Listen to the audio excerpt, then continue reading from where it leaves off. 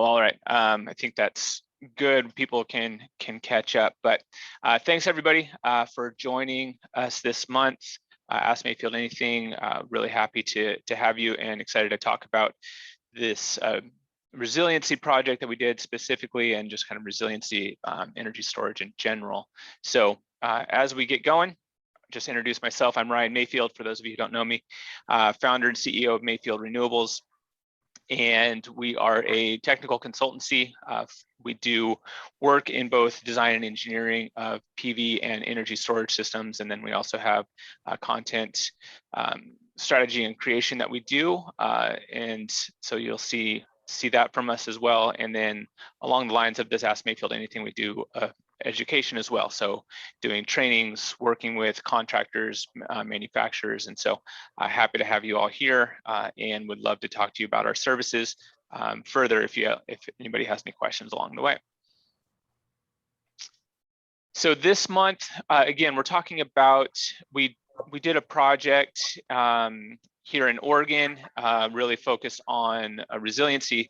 And this month we have Justine Sanchez from our team, who was highly involved in that project, all the way from feasibility through the commissioning of that project. So she'll have some great insight and some tips, tidbits on that whole project. So excited to bring her on. A little bit on Justine, if you don't know, she joined the Mayfield team in 2020, and she's been in the industry since the 90s, and got her start at NREL, and then moved through, has been doing training, teaching with SEI, and then also was the technical editor at Home Power Magazine. So she's been in the industry, been involved in a lot of these things for a long time. And the thing that I'm super excited about to announce, I think I can announce this, right, Justine? You know what I'm going to say.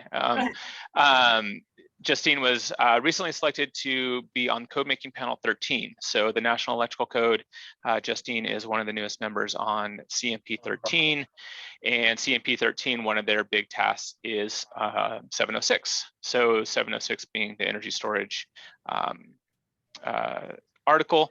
There's others, of course, on there, as most code making panels are involved in others, but super excited to see that happen, and super great nerd accomplishment to be had. So welcome, Justine. Thank you. Excited to be here. Yeah, that's an exciting development, very recent. And CMP 13 is in charge of articles like 700 for emergency systems, legally 701, legally required standby systems, optional standby systems, and we've got 480 for batteries, and 706 for energy storage systems, 710, actually not 710, 750 for energy management. All kinds of juicy code sections. So it's an exciting time in a nerd world like mine. Well, cool. Excited for that new development.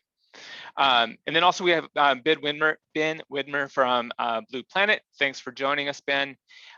Justine and I got to meet Ben in person at this project that we're going to talk about, this Nesmith Readiness Center. But Ben's with Blue Planet and brings his extensive experience in electronics and energy storage manufacturing to Blue Planet Energy. He has driven improvements in productivity and quality through his various roles as assembly technician, product and production management, and vendor and supply chain management.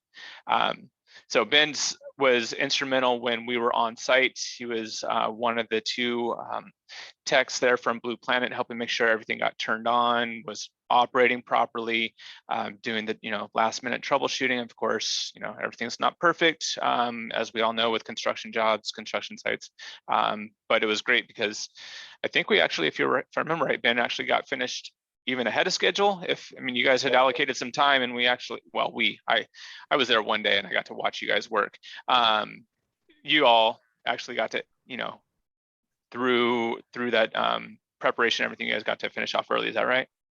That is right. Yeah, we came with a pretty solid plan, and everybody on the job, was super qualified and really well prepared. And we did run into some stuff, some technical things that we needed to sort out. And we finished early. I think everybody was, really dialed in. And just like you mentioned, you're always going to find something that needs to be addressed. So we were able to sort it out with spare time. Yep. And we'll mention them again. Sunlight Solar was the installing contractor on that job, and I think a lot of that being able to go smoothly was a large part from them and just the quality work they had done on that project. So we'll be sure and point them out again though. Okay, so kind of bringing it, big view here. What we're going to talk about this project specifically and get into some details on it all. But a big part of what we're seeing here is this desire, this need for resiliency. And one of the things that we're seeing here at Mayfield is, we're talking to a lot of contractors and we work across the nation. And so we see these different things. And it's the thing I always keep talking about is, everybody, it seems like everybody in this world, or looking at the resiliency world, has some issue typically that we're trying to overcome. So, wildfires is a good example. California, the public safety power shutdowns is a big thing. Here in the Northwest, we have something called the Cascadia subduction zone, and we're expecting a large earthquake. And so Southeast, they have the storms, and they have hurricanes, things like that. And then of course Texas, we all just earlier this year had the big freeze. And so regionally, we all may have little different things that, well, not little, we all have different things that we're trying to overcome, but in very much the same sense, it's all about resiliency. And so so yeah, Justine and Ben, I don't know if you have more to add kind of on that, but it's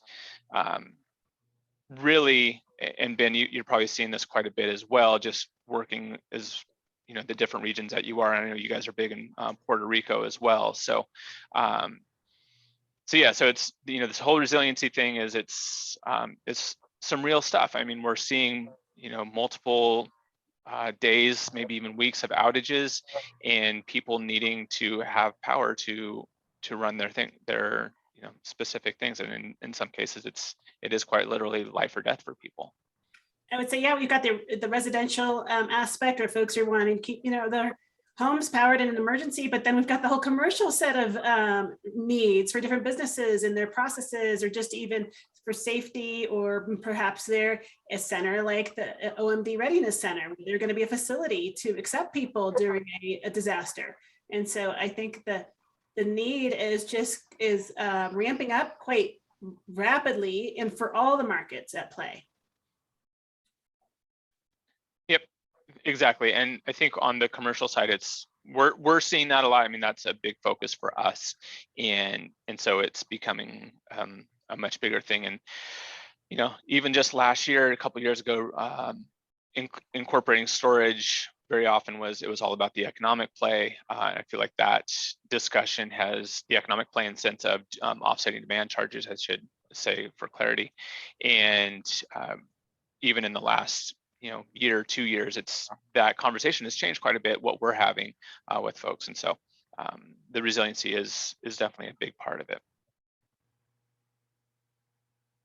Okay, so wanted to talk a little bit about the Blue Planet kind of, and what Blue Planet's offerings are. Just gonna give a little bit of information here on Blue Planet. Blue Planet is who we chose over at Nesmith Readiness Center. Give a little bit of background on that.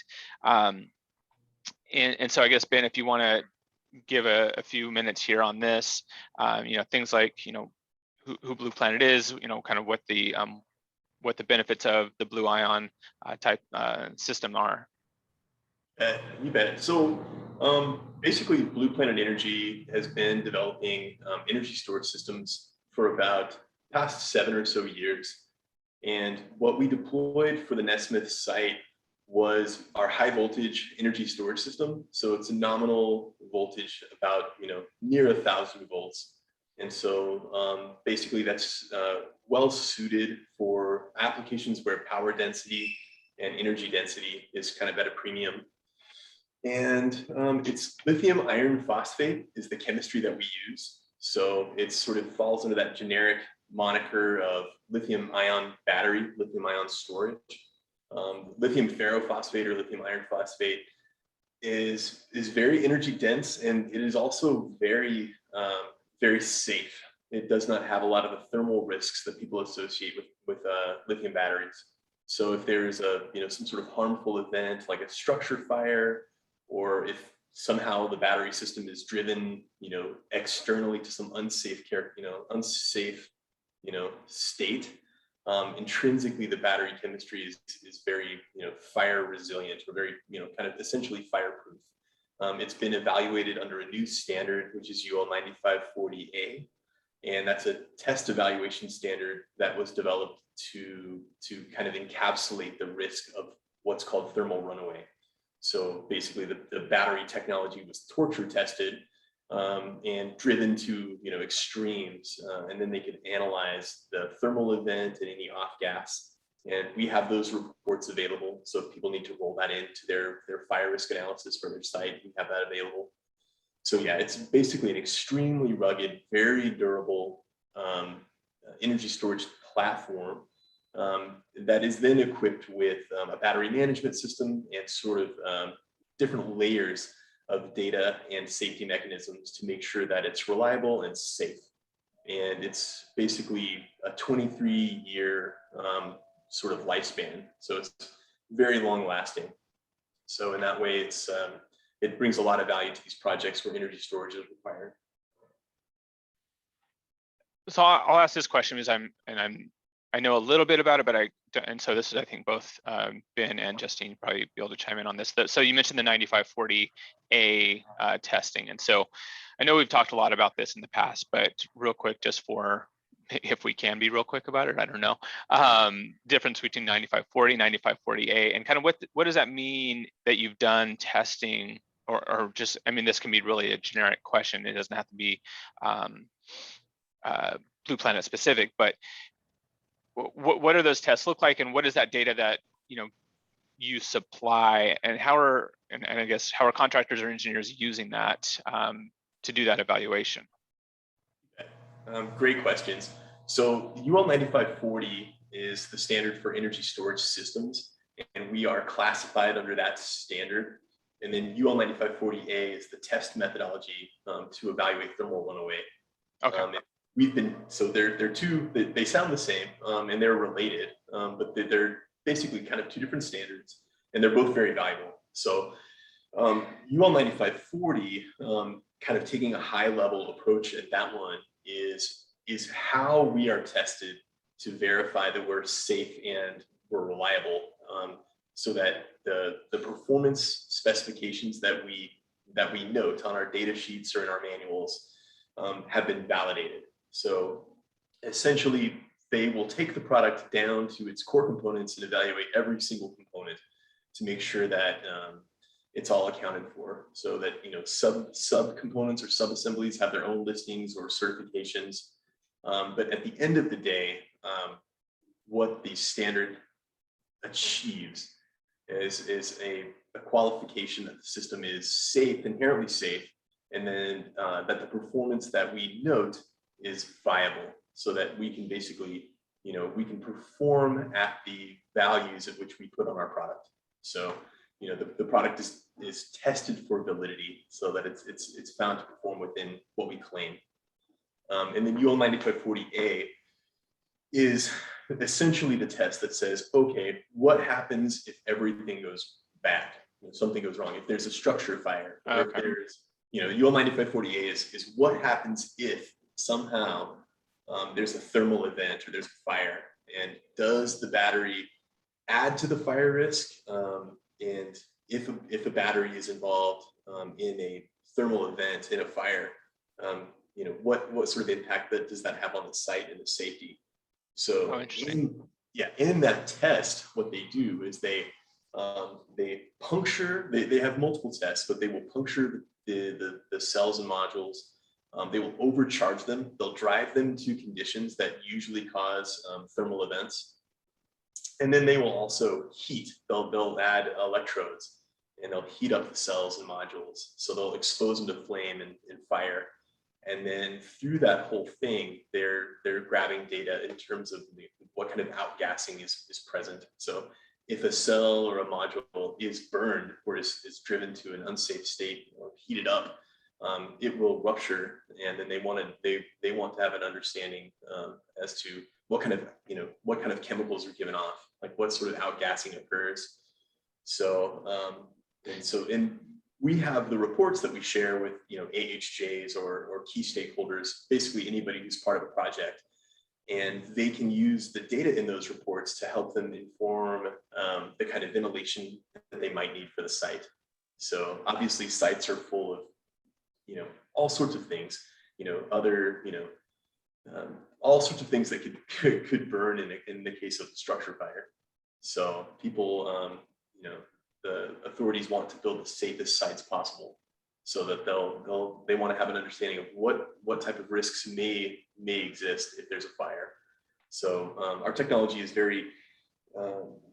doesn't impose much risk, but it's all basically quantified in that UL 9540A report. Mm-hmm. So we're happy to share that. Okay. Oh, that's interesting. So, and I guess that maybe I didn't realize that. So the 9540A is also encompassing if there is a fire completely unrelated to the energy storage system, how is the energy storage system going to react to a house fire, for example, or something to that effect? It's not limited to the, hopefully not, this doesn't happen, but the energy storage system is the center of the fire. That's right. That's right. Okay. Interesting. Oh, see, I didn't know that. That's correct. Cool. Okay. Well, I'll move on. If anybody has any other questions about that, that's super interesting stuff to me. But let's move on to talking about this Nesmith Readiness Center. And so I'll turn it over to Justine for the most of it, and I'll set up a little bit here. But so the Nesmith Readiness Center, it's a Army National Guard facility in Dallas, Oregon.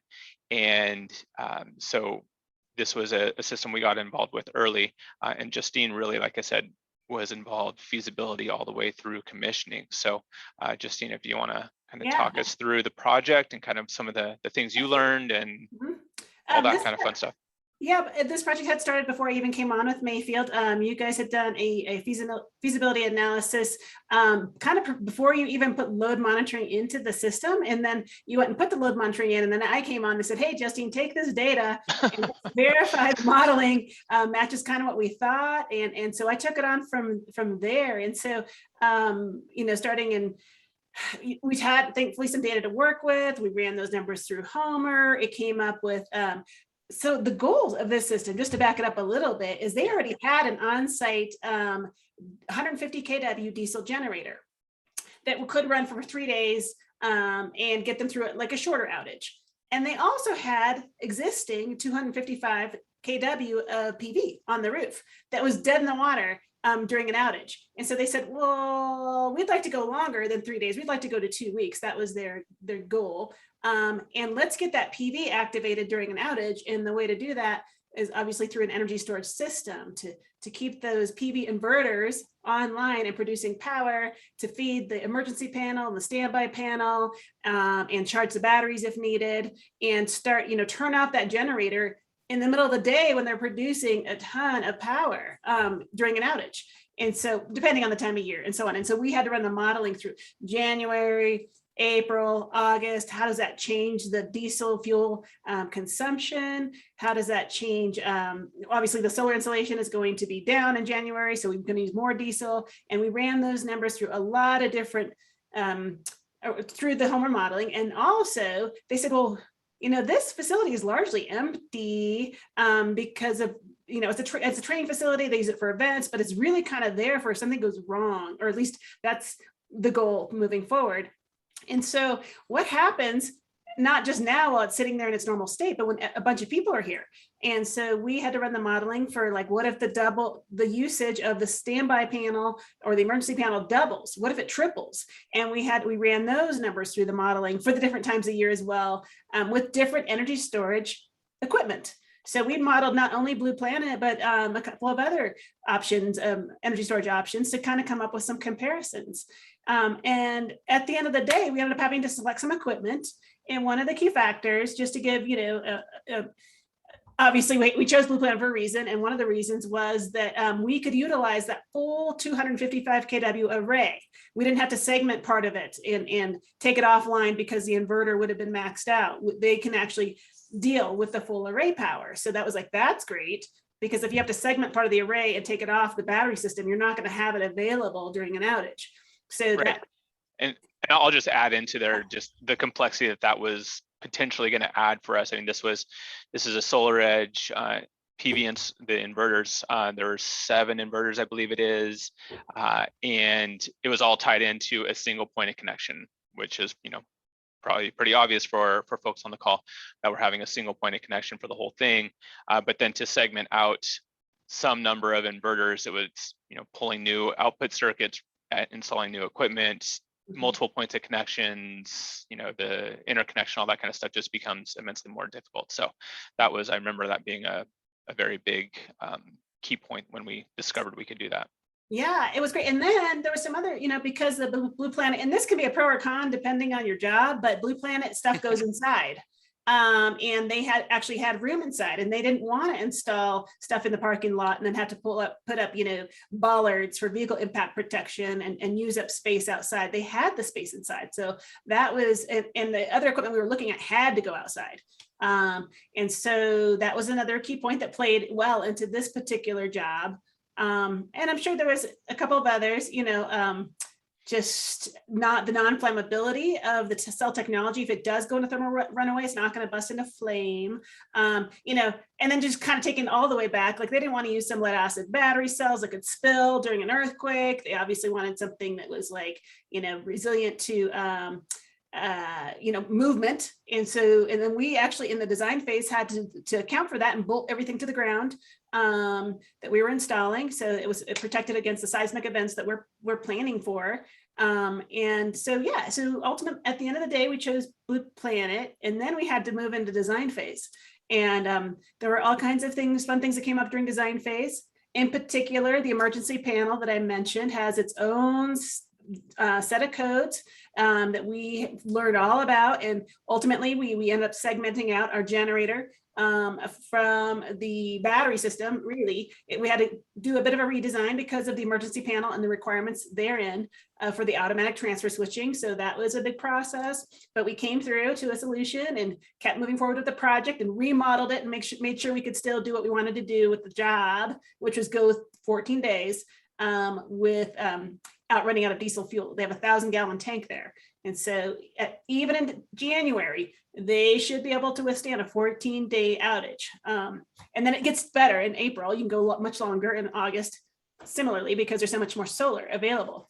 The other thing they wanted to do was get some money back from the job. So they were like, instead of having this thing just waiting for the end of the world, how about we discharge those batteries and shave the peak of the facility and save some money on those demand charges. And so we got to model that as well. And so that was a cool process. I mean, resiliency was the primary factor and the driving factor in this job. So the ancillary benefit was some cost savings on demand charges. And those were estimating are going to be about $2,000 a year they're going to save in demand charges. And it was something. They're like, great, that's something. It's not nothing. So right. That was a fun part of the job to learn about as well. Yeah, and I think just to point out for the audience members too, demand charges in Oregon as a whole are pretty low. I mean, comparably to what people are paying down in California, especially. I mean, that's my biggest reference point. And so, yeah, $2,000 is not a lot annually. I mean, some people are seeing that, probably on a much shorter time basis for storage systems that they're installing. But it was again, it was an ancillary benefit, and the facility itself doesn't have huge demand charges, but they're there, and so it was good to see. Yeah, and so then I mean, part of that design phase was also figuring out the microgrid controls and like contactors and relays that needed to be integrated into the system, because basically they're all custom jobs. I feel like at this level, at commercial levels, we're talking about custom work because every facility is slightly different. And so that was a big part of the design phase, was coming up with that plan for the power controls, the energy management system, all the extra bits and pieces we need to put into play and specify and install on this job. And then we got our permit after a long bit of time, and not because of anything we were doing, but I think they were trying to get their heads wrapped around what we were doing as well. And then finally moved into construction phase. And so that was the spring, and that completed in early June. And then we got to go out for commissioning and meet these guys. And I have to say, it was a blast meeting Ben and walking through that process and making another solar friend. So I think that's probably good for me. You want to? Okay. No, yeah, no, I just wanted to, you mentioned it, and you did clarify on it too as well, but the emergency system, and just one of the things, I feel like that turned out to be, and just for the benefit of the audience members, I feel like that kind of turned into be a bigger hiccup than, I don't know, it was a good lesson learned, I think, for us, is kind of how to put that. And I just, word to those, if you're out there looking at these systems, if you have something that is already classified as an emergency system, there's coordination studies that go along with that. There's a lot to that. And so being aware of, if you walk into a facility and they have that, it's not that it's a, obviously we did it, we have it here, we got the project in, so it's not a deal killer, but it's something you should be aware of and be thinking of, and bringing that to the forefront of everybody's mind as you're going through your design on that. Yeah, it's not a deal killer, but it can be a show staller. Yeah, yeah, definitely did stall us out for a while, figuring that out and how to properly account for that. So, yeah, well, great. Well, we wanted to also show you some of the the screen, talk through some of the kind of the benefits and things like that. So, I think, Ben, you were going to talk about what we have going on here in terms of, what it is that we're looking at, how is this system behaving, and what is the information you're getting from the different pieces of data. You bet. So, I think, these sites, they represent a pretty considerable investment, and a lot of faith goes into making the financial commitment to going for a site like this. So having the data from the system that sort of validates all of the effort, everybody's analysis and all of the, the time and energy and money and overall output, being able to see kind of the truth, see the system working correctly is very meaningful. So here, this is just sort of one example of the data that comes from the system. So you can see, you have the legend in that kind of right-hand box. So you can see where the utility levels, that sort of darkish purple, you can see how that is being, basically, we're pushing energy back towards the utility by nature of having energy storage and PV. So this is sort of basically centered up on one day's activity. And then you can just sort of view this over the course of weeks and months. As you get towards January, the PV production will be a little bit less. But basically you can chart the life of the system and how it's performing. Just in, it's sort of right in your face. It's very apparent. So, and there's a ton of other data that you can get. You can look at the individual components of the system, whether it's the PV arrays or the energy storage or the generator or the utility grid. You can get full data on all of that stuff. You can get the status, what's going on. You can be alerted if there are conditions that are changing that you need to be aware of. And you can also be alerted if the system is just making automatic adjustments. So it's pretty self-governing. It doesn't really need a lot of outside feedback or involvement, but it will give you sort of diagnostic reports. When was the last time that the battery system was completely charged? All sorts of data that you can dive into as you learn to live with a system like this. So yeah, this is kind of your basic energy snapshot for a given day.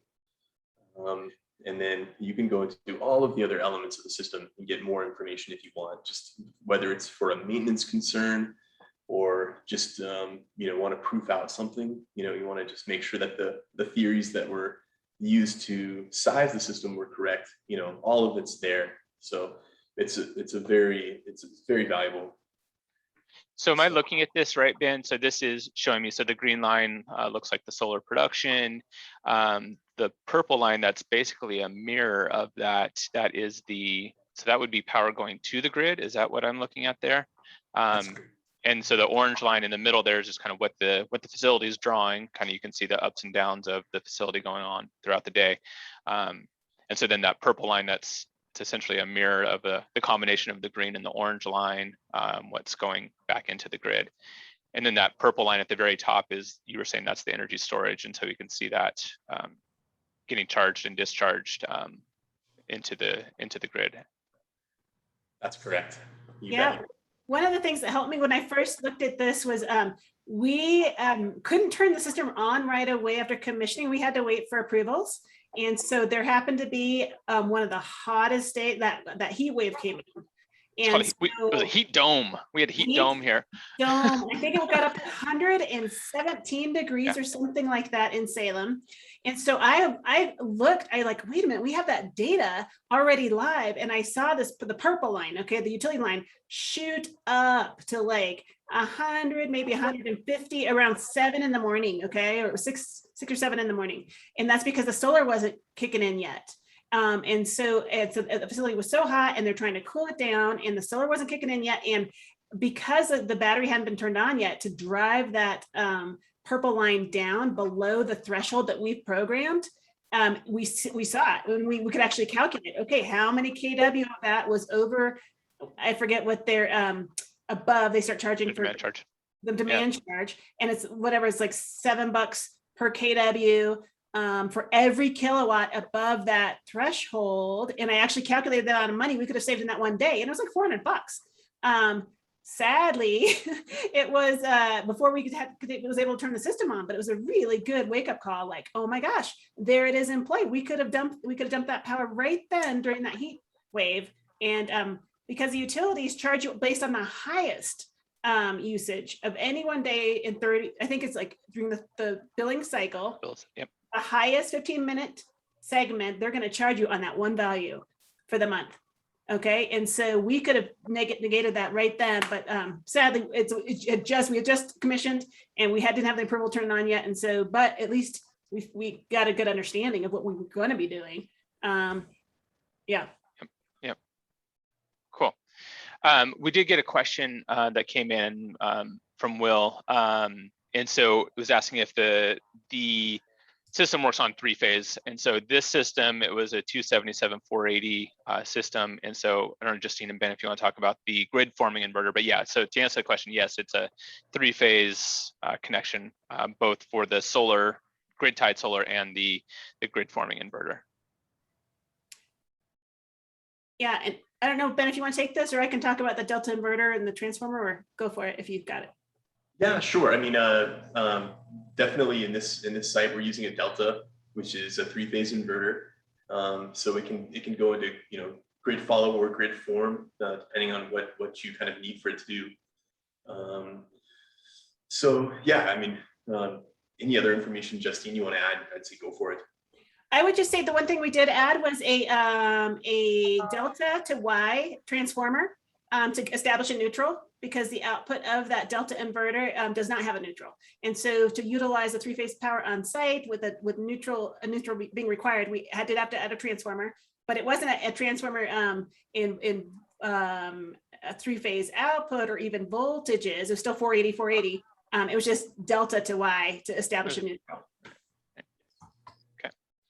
And then real quick before we move on, we'll also ask, does Blue Ion come in a NEMA 3R version? So that's a question, Ben, I would ask. I don't know. That's a really good question. So typically, the enclosure that we're seeing right now is indoor rated. Okay. If somebody, what I have found is the energy storage needs of different projects vary so much that it seems to make sense, or it seems to be acceptable, that either people have room inside of a structure, a pre-existing structure, or they're building something perhaps out of containers. They're taking some sort of waterproof container, and they may be building an entire energy storage system, outside of the structure. So that could be inverters, LX energy storage systems, all sorts of components. And since the general projects are so variable, usually when they need it outside, they're just putting a whole suite outside. So whether they're going with like a NEMA enclosure or sort of like those ocean type containers, things of that nature. Got it. Okay, cool. Okay. So yeah, so maybe we can talk a little bit more about some of these screenshots and some of the stuff we have going over here at this OMD site. You bet. So this is basically the home screen of the SCADA system. So there's a touch screen on one of the LX energy storage systems, and then that can also, the same information can be accessed from remote. So you could have it on your iPad or your tablet or your PC, wherever you want it. And this basically just kind of gives you a high level understanding of what the assets are doing. So at the bottom section, you can sort of see the batteries, the energy storage, you see their state of charge, you see their voltage, you can see that energy is flowing to them, and you can see a value for that. So pretty much 0.7 kW is flowing into each of the two systems that we have at that site. And then above the batteries, you can see the battery inverter, and then to the left of that, you can definitely see your loads, your utility, and then to the right, you'll see your PV array. And so basically, this is just kind of your overall high level picture of what's going on. And then if you click on the different icons, you can go, you can take a deeper dive in each of those elements. So if you wanted to look at PV, you could, all the way down to the individual PV inverters. And with the batteries, you can do the same thing. You can get all the way down to, independent, cell voltage and temperature. You can go all the way to the bottom if you want to on those components, to get as much insight as you want. And that data is all logged. So if there's concerns for maintenance or state of health or any sort of viability sort of types of questions, that information is always available. So you know exactly where your asset is. So very, very transparent, and a lot of data, a lot of information, so people can feel very secure that they know what their system's up to. Yeah, I have to say, I mean, we're not showing the detailed screens here yet, and I can't remember what we have coming up, but I was really impressed. Like, I actually stayed at the site this whole time during commissioning. I came back and showed Ryan a video of us like diving into those screens, and we were just like, oh, geeky excited about it, because I was like, you can see what? Like individual batteries and cells and the inverters and the solar, and like, it was so detailed. I mean, it kind of blew my mind. I wasn't expecting that. And it really matters. Like it is cool and geeky and all that stuff, but being able to go take the deep dive when you need to that's the proof. I mean, that allows us to make decisions and feel secure in what we're doing. So it's a really good platform. It's really feels luxurious, especially I'm sure a lot of folks have probably designed a lot of things with lead acid or certain assets that are variable, that they're so conditional. Under this circumstance, they'll act this way. Under this circumstance, they'll act some other way. Being able to have insight as to what the components are doing, how they're working together, it's pretty nice. Yeah, a lot of peace of mind. So we had a question from Brian on the chat too, and so he was asking if do you need to curtail the PV during an outage? And I think maybe Ben and Justine, if you could kind of walk through maybe not just an outage, but even just batteries getting fully charged. Kind of how does the battery system interact with and be able to maintain the battery volt or battery state of charge, but also the flow of the power from the array. So essentially, the SCADA system is is capable of curtailing PV if there's, excess available. Under normal circumstances, the battery will be capable of charging or discharging. So, and it will always be reporting a Modbus register that basically says, hey, if you're going to charge me, this is the optimal charge current. And so the SCADA system is going to be able is able to throttle the inverter and basically push energy towards the battery when it needs it or when there's surplus. So essentially the goal of the site is to routinely fully charge the battery, and there's so much surplus that's not a problem. There's always a lot of PV, and then so basically the SCADA system is maximizing the impact of the different resources. So if I could jump in really quick, I was pretty impressed. So there's solar edge inverters on site. And so we utilize their control logic, the gateway that they had with the ageto is like the controls engineers, I'll say, company that actually can talk to the gateway of the solar edge inverters and very fine-tuned throttle them back. So it's not this like on-off frequency shift. It's like a direct control. And that's because they can deal with what SolarEdge is doing on their controls and communication sides. Now, that's not the case for every single grid-tied inverter out there. So you need to make sure, like if you're using certain grid-tied inverters, that they actually have a controls platform that's can play with what these guys want to do. And SolarEdge does. And I think SMA does. I'll tell you right now, HiQ does not. So that's a good tip for folks that ended up installing some HiQ inverters. So I was impressed because it wasn't just this on-off thing. It's a very fine-tuned control, direct control through the gateway with their equipment talking to their logic controls and making that happen. When there's a surplus of PV, they can, taper it back just very nicely without, damaging anything, and keeping those batteries happy and not overcharged during an outage event when you're not using very much power and you got loads of PV happening. Yeah, which was the case in this very scenario where we had quite a large array available to us, like we were saying in the beginning. Cool. Another question that came in, and so it's actually a couple parts. So I'll start off with the first one. So we're looking at the ageto control center here. So is that included with the Blue Ion package, or is that can Blue Ion work with multiple manufacturers? How does that work, Ben? You bet. So the ageto is included with the LX. We do sometimes run into jobs where they'll have their own SCADA. So we can basically play with other SCADA solutions. But we generally, what we would want to do in that case is to, kind of have a pre-game session where we can, do some validation testing. So, the majority of our sites though are with ageto. Okay. And then, go ahead. I was just going to say, so I saw that a question about the SEL 750 relay. So that's not included. That's like, that's something that you're going to add on after, also with contactors.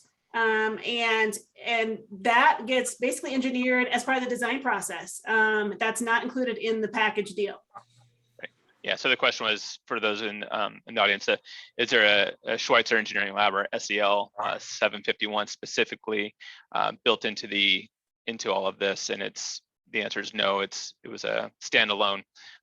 There is a SEL in this system specifically, and I'm guessing it's going to be in almost all systems, but it's not an integrated piece because it's, again, kind of getting back to each job's pretty unique. What are the contactors that you have to control? What is the utility going to require? What are, emergency standby? What's the generator situation? So there's so many variables, and that's what we came across here, and we got quite the lesson on the SELs as well.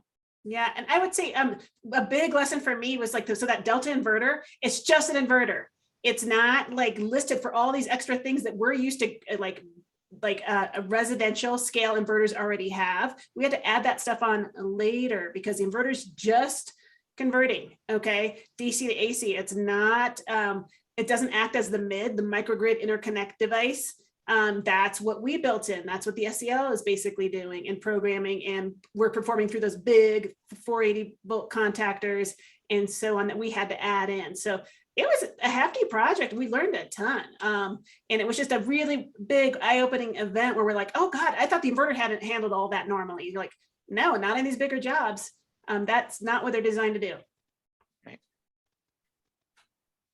Cool. Okay. I know we have some other screens here. So Ben, I want to make sure that we You bet. talk about some of these too. You bet. And I think I'm feel pretty confident that the audience is, knows what these are all about, but essentially, sure, these are just, more status of the system. So a little bit more, another way of looking at the resources. So again, my eyes will always go to the battery system. You can see the inverter up there, discharging 2.6 kW. You can see what's happening with the utility and the solar and the load. So pretty much in one shot, the key stakeholders, the customers, they know the status. So again, just kind of the impact of the visuals, just very, very helpful. So yeah. And one of the things I wanted to, and we talked about this in our prep meeting, I thought might be worth talking about a little bit is, we're looking at the inverter there. So that's the Delta inverter in this case, sending power back into the batteries. And in this case, not all that power is going there. We have, over a kilowatt that's, I don't want to say is unaccounted for, but, the batteries aren't taking it all. And so we had talked about how there's options when you're putting the system together.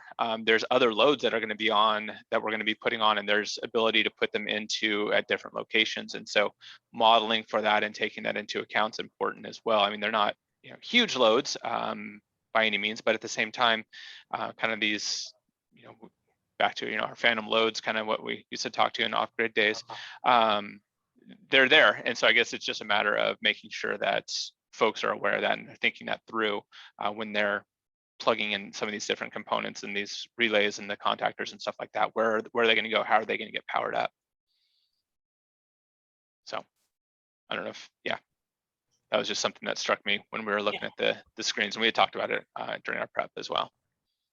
You bet. All of those, contactors, those coils and all of those things, they do add up. And so, thinking about the signal flow and, what's going to be powered under what circumstances, there's definitely more than one way to get it done. And so you kind of just want to think about that as much in advance, because we were a little bit surprised at, some of the auxiliary power that the LX offers was used to drive some contactors, which is completely fine. But it's right. It's there. It's built in there for a reason, but not necessarily. You don't necessarily think they're going to use all of it or something like that. Yeah. I mean, it's kind of just the human potential or the human factor. If there's, you give somebody a resource, they're going to use it. that kind of gets back into our. I kept joking with Justine about these backup panels that we had. There's some of the panels are pretty empty, and there's a bunch of, and for whatever reason they put in spare breakers, and so there's a panel full of breakers not going to places, and in a power outage, somebody's going to be pretty smart and figure out how to tap into that. And so that was part of our challenge of the modeling the system. Justine mentioned, a 2x, a 3x load, and that's just right along those same lines. Yeah, but thankfully they have so much PV. It really is, we've got a surplus really to work with. So that's nice. Sure. So this screenshot is a little bit more of a little bit deeper into the battery. So you can see that your bus voltage, external bus voltage, probably the most, one thing that I'm a fan of that I really like, I think it's very meaningful, is you'll see SOH, and that stands for state of health. And so basically in that upper left kind of area, you'll see the state of health of the system is 98.6%. And so basically that is the story of how that as an asset is performing and how, how it's doing over the 23-year life. That will decrement, that number will drop off, but it gives somebody a pretty clear indication as to, how is that thing working? What can we expect for it to do? So capacity is somewhat related to that.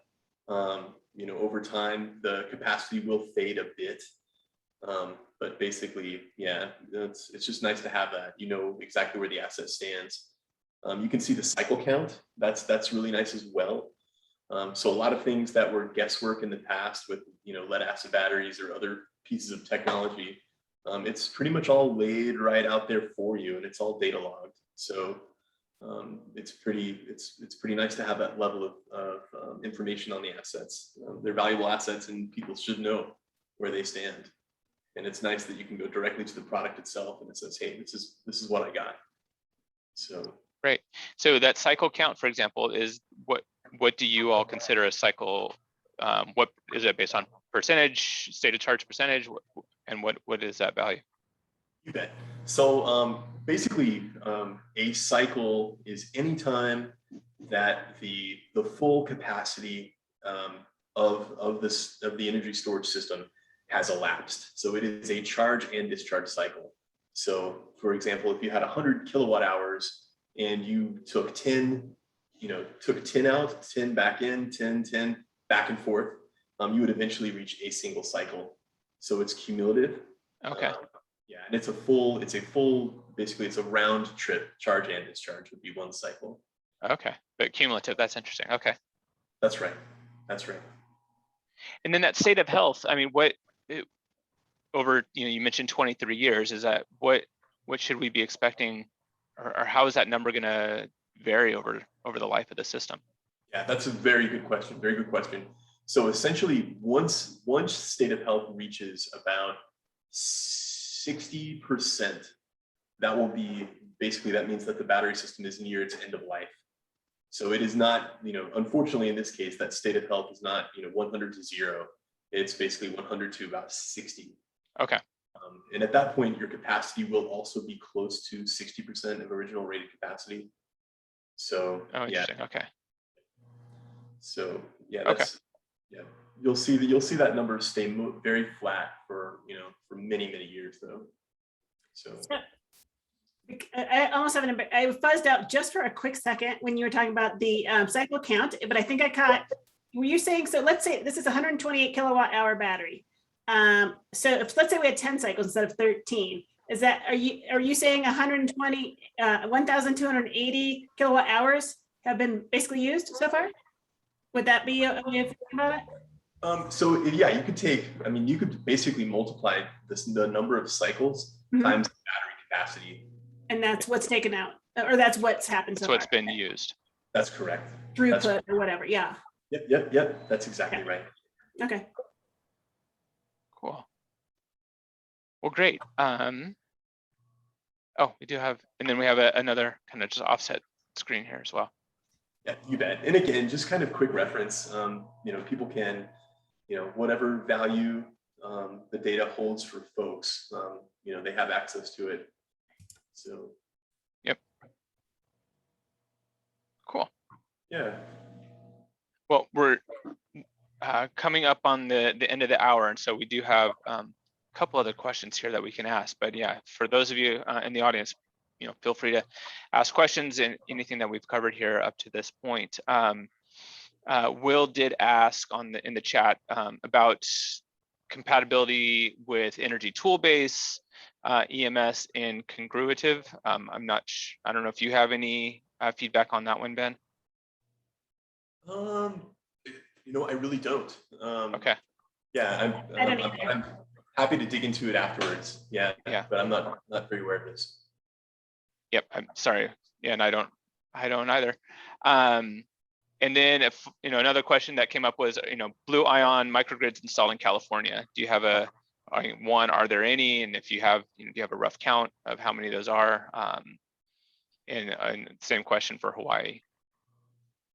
That's a great question. I kind of don't, I'm really not much on the sales side of things. So I don't always necessarily have a lot of visibility, but we certainly do have sites in California and Hawaii. So if somebody, if they want a little bit better accounting of like how many sites we have and where, we can definitely share that. Okay. Well, cool. Yeah. Well, great. we can just wrap this up. Really appreciate everybody's time. Ben and Justine, this has been great. Here's our contact info if you want to reach out to us. As I mentioned at the top of the show, here at Mayfield, we were involved in this project from feasibility all the way through construction and the commissioning. And so we're doing more projects like this. We have at least another really large one on the books. And so, interesting projects for us on the design and engineering side, and then also helping contractors. Justine has been doing a lot of work around the energy storage, just codes and standards. So she's become our in-house expert, and we actually have a number of contractors utilizing that, doing education classes with her. And so happy to talk to you all about that as well, if you and your team are interested in becoming more up to speed on, NFPA 855, fire codes, NEC, all those things. I would say feasibility analysis too. We're just to make sure that the project makes sense, and doing all that modeling on the front end and pre-design options and things. That's a key step before jumping into any project, and we've been involved in a bit of that as well, or increasingly more. Yeah, and yep, and getting requests for more and more all the time. And so, yeah, that is a big thing, getting these projects set up right to begin with. So, yeah, really appreciate that. I guess one thing I would just add, and because I'm going to have to bounce in a second, is that for this project, we not only were the designers, but we kind of acted as a project facilitator. It's like, because there's a lot of different companies involved in these projects. You have your clients and your contractor and your design team and the manufacturers for various components. And so we also kind of held that role of like keeping the project rolling through any stumbling blocks and making sure everybody's answering the questions as they come up, and just keeping things rolling and having a global view of the whole project. And that was kind of a fun role to play, I have to say. It was a great project, and it went on, and looking forward to the next one. Yep. Yeah, and shout out to Blue Planet again. They were great in getting us helping us along that way, and in the commissioning process, especially kind of that all hands on deck kind of team approach on getting it done.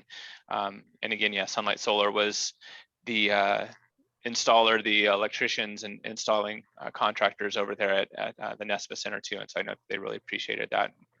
We're able to do a great job because of it all. Yeah, these projects are definitely all hands on deck.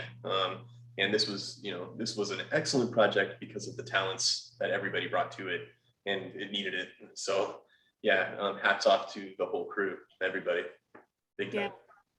Definitely. I'm glad you're bringing up Sunlight Solar. They did such a bang up job on the installation all the way through. I mean, it was just one of the cleanest jobs I think I've ever seen. And this was the most complicated job I think I'd ever seen. So to have both those things in one, we're like, wow, we were impressed.